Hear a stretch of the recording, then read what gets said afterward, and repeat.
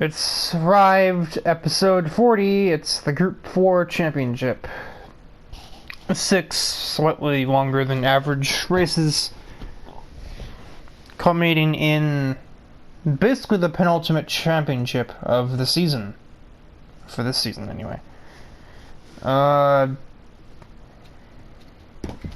It's previously established 20 drivers that placed well in episode 39's races will be the competing vehicles in this championship. The schedule is as follows. We begin at Barcelona circuits, and then we move to Dragon Trail to complete the sort of European section. Move to Pan Asia, where we race at Autopolis and Fuji, and then move to North America, or the Americas, I should say, where we race at Interlagos and finish off the championship at Laguna Seca. Seca, whatever. Sega, I don't care. It's all the same to me. California desert track with big, scary corkscrew corner.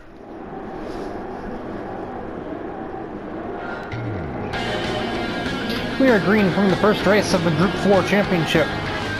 As mentioned, welcome to Catalunya for the first round.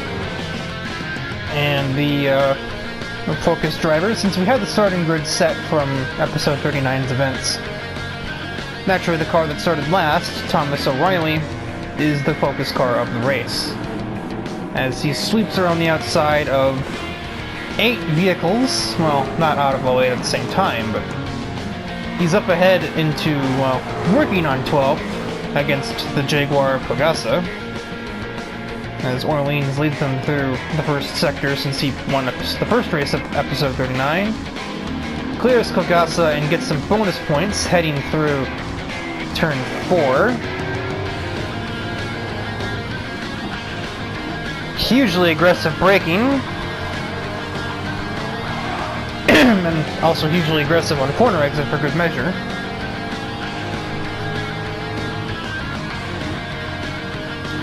Down the inside of Stillwell, it almost turns in because he turns in a bit late. Or because Thomas turns in late.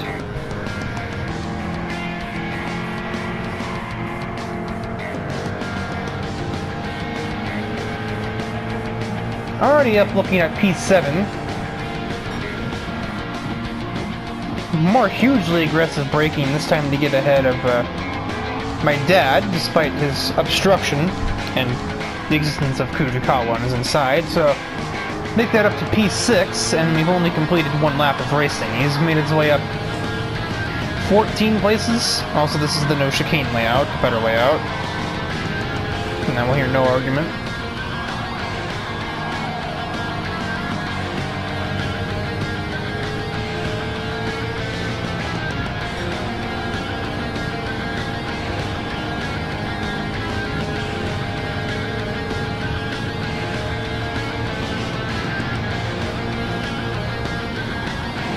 The front straightaway. A bit of understeer on the exit of 1. Transitions to 2. Up the road, it's pretty spread out amongst the top 6. Actually, just most of the field as a whole.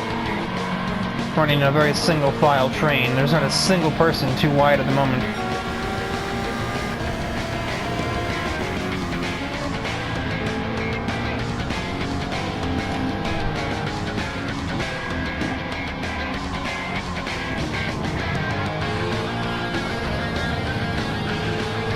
It's a bit loose on the exit of 5 there. Obviously the Mustang's got quite a bit of horsepower and it's not afraid to use it. But the person driving the Mustang probably should be.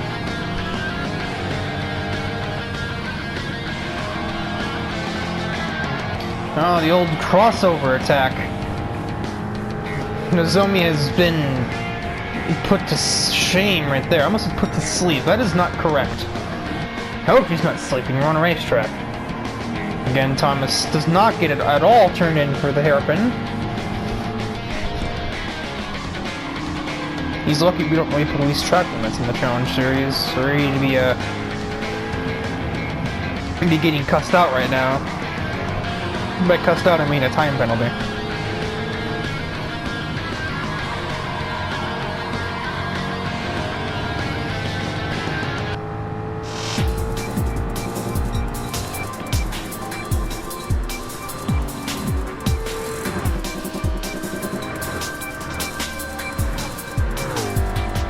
Orleans has made himself a bit of a safety cushion. He's probably got a second or two up on Barber. Why am I asking that? Like I can't just check.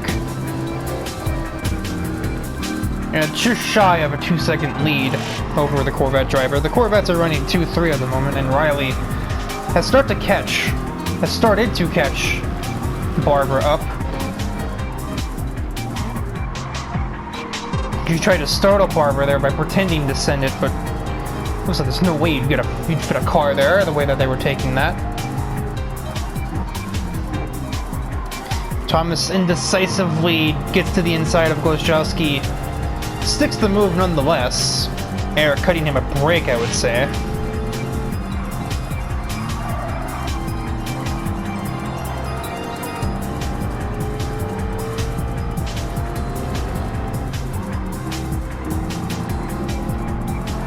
Sells the dummy again, and another successful crossover for the Valvoline Mustang. Just embarrasses former apprentice. And yes, I say former.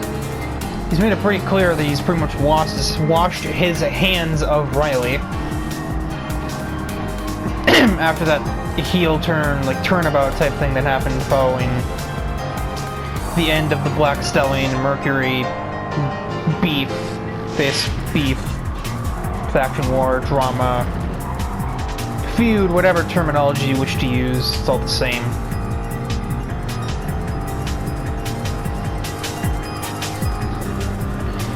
I think Orleans started to get a bit complacent. Barbara's going to take advantage, try and get around him here going through 1, 2, and 3. She gets a bumper up there, so Orleans has to give way, and Barbara is squeezed over the curb, so aggressive driving begets aggressive driving. Barbara slides ahead of the Alpha, and Thomas sneaks his way through and gets both of them. The superior racecraft from 30 years of experience shining through right there. So we see them exchanging blows up ahead. Swings extra wide to seize the moment. Barber attempts to block, but it gets a bit of oversteer, and Thomas just creeps on in. And the positions are suddenly his, so he is now the leader with just shy of 2 to go here at Barcelona. I realize I've kind of gone back and forth between calling it Barcelona or calling it Catalunya. It's the same thing. They're both in the name of the track.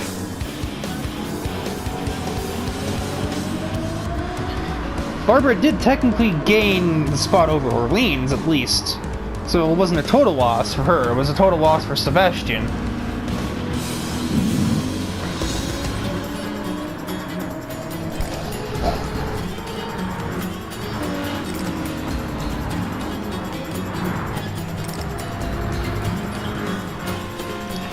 Eric is looking hungry, he's got to run on Riley. That's the wrong camera. But he brakes really conservatively. Riley does the precise opposite of that. So I don't even know how she even got stopped there, if I'm honest.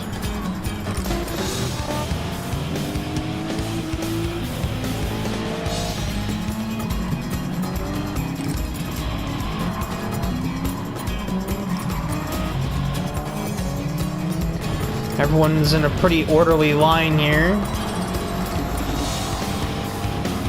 Thomas is starting to pull away, but other than that, everyone's just kind of hanging with the car ahead of him and not getting away from the car behind.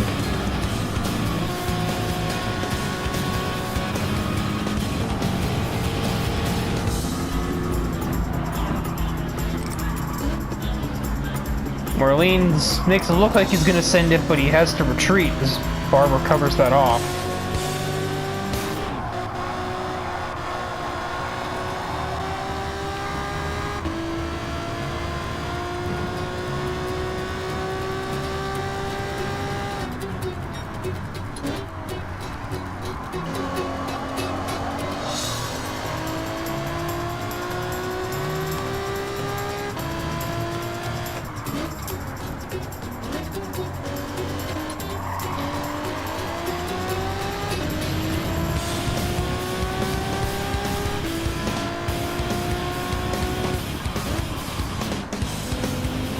Another half send from Orleans, but he's not able to poke through Barbara's defense. And she is hanging on to second for dear life, probably because she knows that taking first away from Thomas might just simply not be in the realm of possibility at the moment.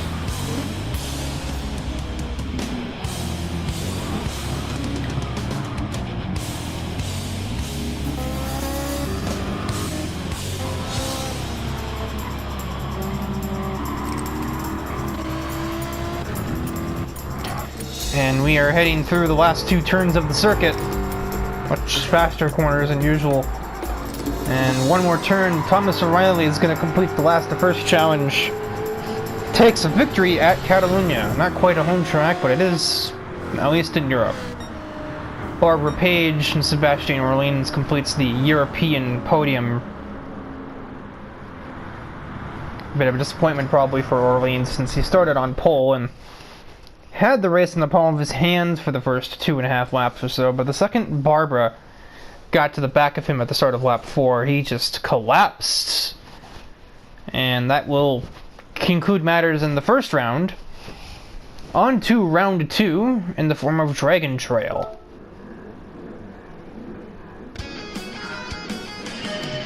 Nice lights. We are green from the second race of this episode. Here at Dragon Trail Raceway. Seaside layout because the garden layout is for squares. That's the wrong option. Hang on. There we go.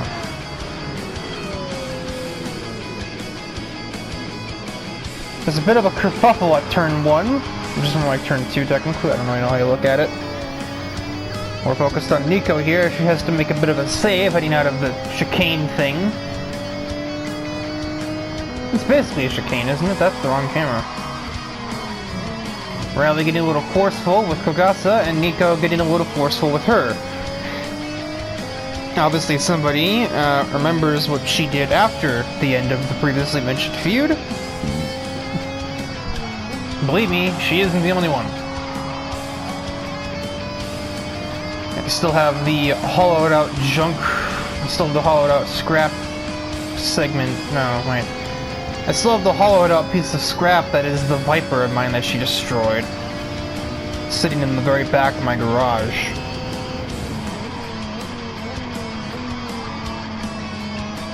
But even though Vipers were produced in America in relatively decent numbers, I don't think there's anything getting that thing out of the graveyard anytime soon.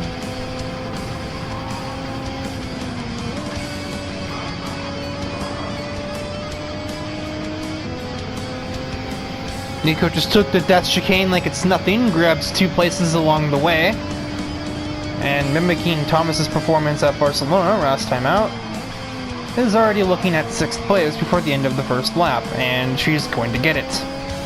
Meanwhile ahead, Orleans getting a little bit up close and personal with one James Stillwell for 4th place. Nico follows him through.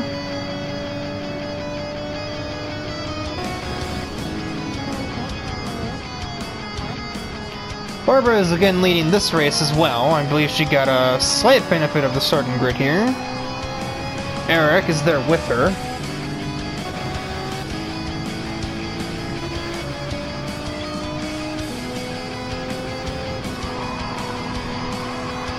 Orleans just juked himself out of his own shoes there, and he's lucky to have kept that Alfa Romeo pointing in the right way, following that horrific attempt at a corner.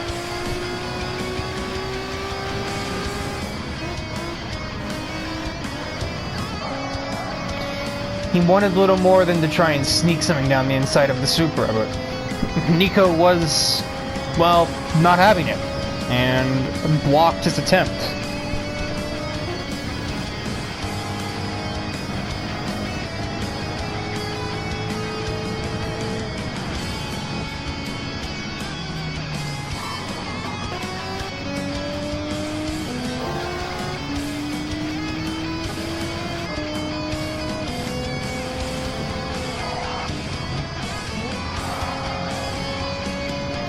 Nico once again chucking it through the chicane, and now she's going to probably get a place on McIntosh as a result of her insanity.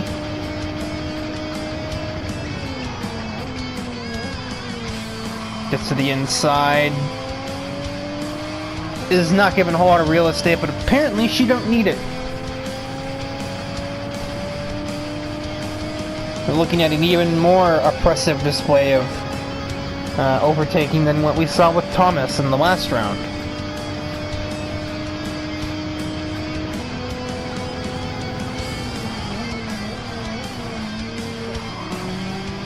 They're getting very up close and personal for the lead up here.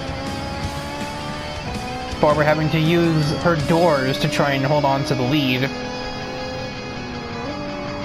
There will be a bit of added aggression that comes from the drivers in this event, since this race and this championship means a considerable amount compared to the average race in between just, you know, a normal episode of the Challenge Series. It's seldom mentioned, the prize money, like, values of races, but this is obviously the highest purse we've had yet.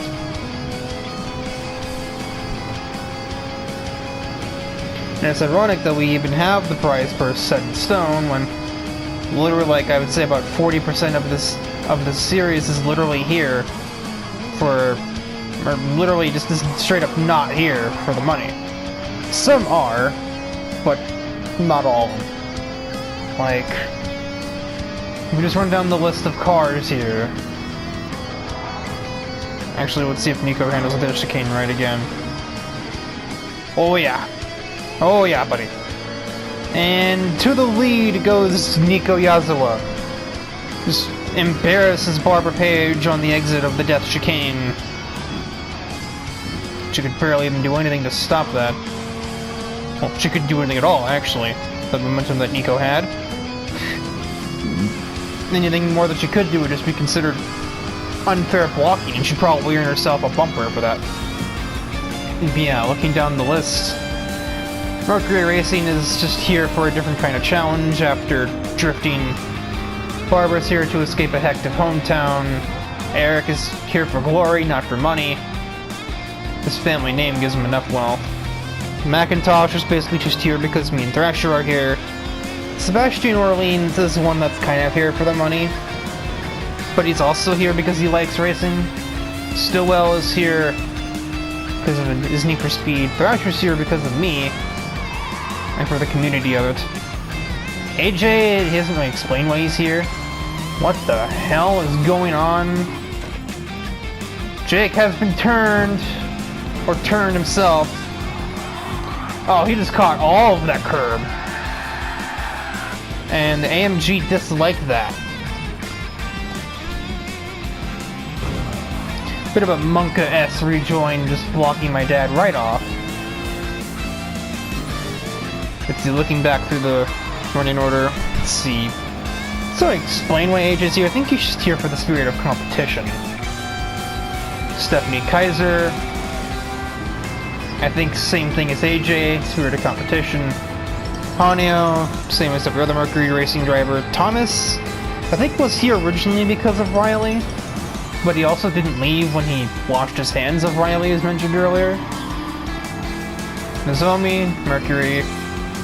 Blanchard is here just because of a suddenly gained passion for motorsports, and because not many other series would take a driver who has no real racing experience. Natsuki is one that is here for the money, but it's not out of greed, it's more out of a necessity of survival, since she basically lives off racing purses and not much else. Gasa is here to sort of be close to Nitori and the remaining ex-Gensokyo residents. Summers is here, same reason Barbara is, sort of remain incognito from the media. Jake's here because of me, my dad's here because of me. Rise, I think, is here for the same reason Barbara and June are, because the idol industry wouldn't take her back. And Violetta Vegas is here both because of her boyfriend, and also because of Racing Purse. Similar-ish to Natsuki in the way of, well, if I can earn enough money doing this, I don't need to have Lombardi as my sugar daddy anymore, and I can just live like a normal person. But what we have just witnessed here is a clinic from the Supra of Yozula.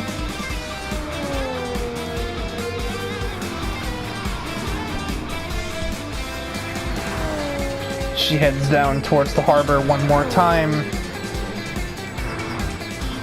See no obvious overtaking opportunities from any driver here. Thrasher might be eyeing one on Stillwell. Will he complete it though? He gets all of the curb he can use, but he might outdrag the GTR. Yes, so Thrasher in the last possible moments will grab sixth, away from Stillwell. Eric might size up a move on Barbara. He's gonna try it.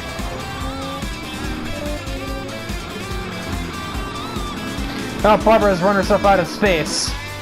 Nico Yozula is gonna absolutely crush the competition at Dragon Trail.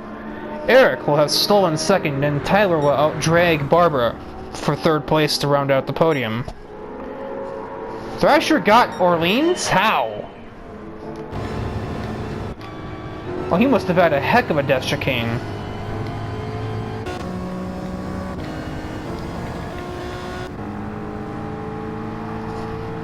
Yeah, a bit of a second wind here in this one. Oh man, Orleans looked like such a coward, and Thrasher just ate that up for breakfast. Got into the higher gears, and he had a huge top speed advantage on the Alpha. Bit of a send, but Orleans I think probably expected it and left a lane for him, and he slots himself in.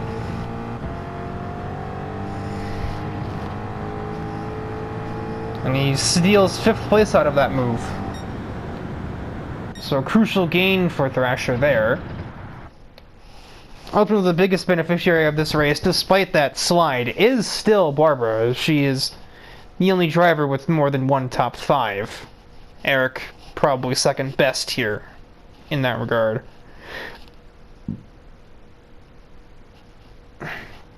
Well, time to do the points. And I'll join you for round 3. The final round of the episode, because we're splitting this in 2, because I feel like there's absolutely no way that I'd fit 6 races into an episode. We have arrived for the third and final race of the episode, third race of the championship. We are at Autopolis, and it is wet.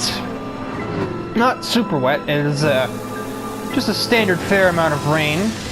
I'm going to change the camera because, well, frame rate, you're seeing this just as much as I am, I'm sure. The focus point is Kogasa, somebody who, when she was a yokai, could control the rain.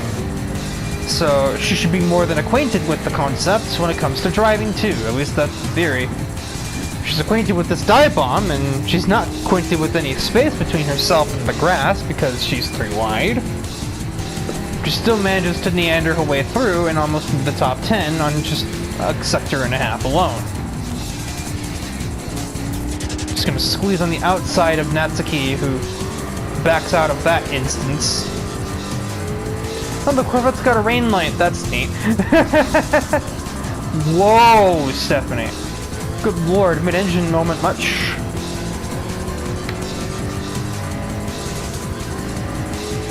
Kogasa finds herself boxed in amongst this crowd of drivers. There's been some contact, I don't know from who.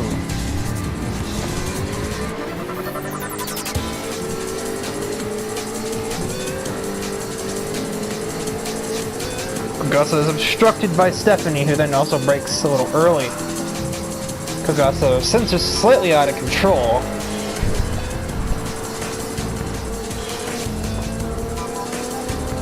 Last round's winner running in the upper mid-pack. Orleans looking consistent still. Thomas also a player in this one, as Kogasa sneaks her way up his inside, but that becomes the outside, so that's irrelevant. Never mind, it's not irrelevant. Kogasa just shoots around the outside of the Mustang into 3rd position. Now only has to chase down the northwest, What north? The West Coast boys of Thrasher and Jake. The West Coast boys might be looking for a bit of a battle amongst themselves in a sec. Thrasher's got a run heading towards T1. Who breaks later? Who dares break latest in these intermediate conditions?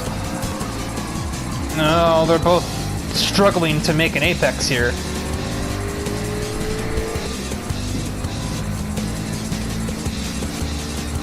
I think Jake's gonna have to concede this one. And Kogasa says thank you very much and gets right down his inside, grabbing the place through the section in the process.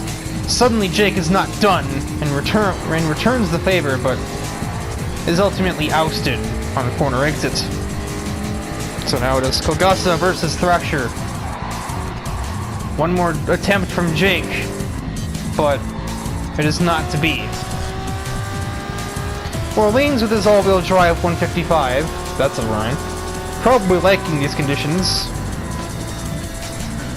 I like a bit of contact too. Oh, just barges Kogasa right out of the way.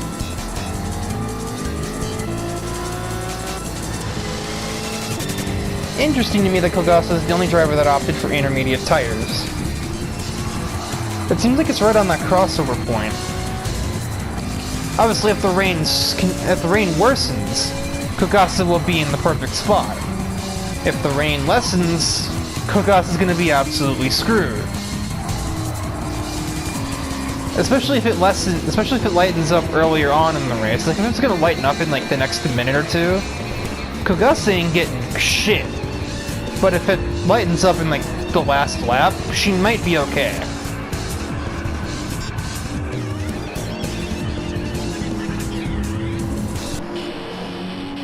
I may have slightly forgotten that Riptide Motorsport exists until I saw this sweeping replay camera show the small logo above the white pattern on the car.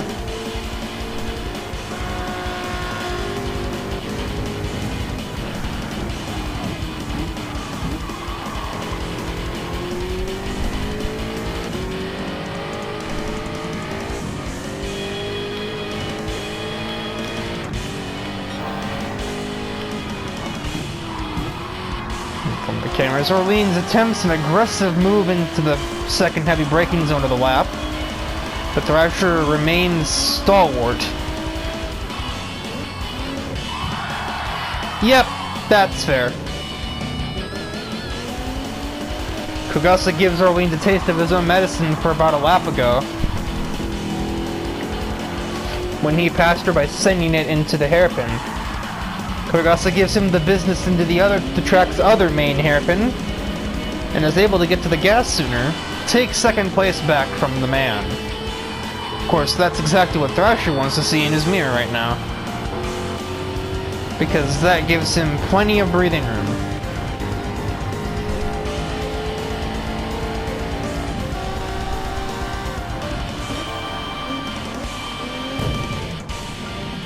Yeah, Jake, you good?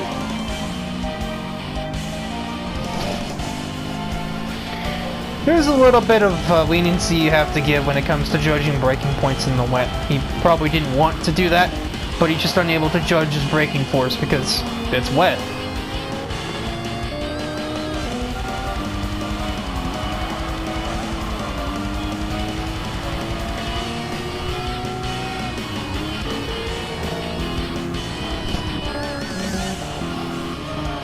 A couple of the top drivers not doing too great here either. Barbara and Eric, who were top contenders in the first two races so far in this episode, have found themselves floundering around in the back.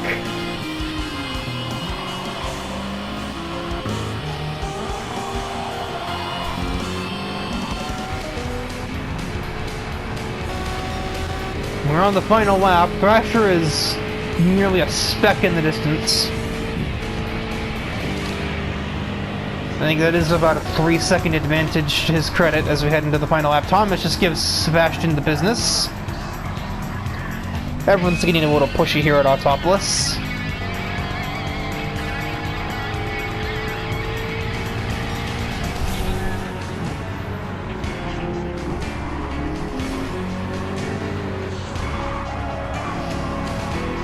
I don't think, because the track is now dried up for the most part, I don't think Kogasa's going to be getting the Thrasher now.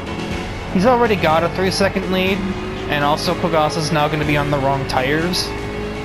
So, I think this is now just her last stand against Orleans and maybe even O'Reilly to try and hang on to P2 and just forget Thrasher entirely, because I don't think that's going to happen.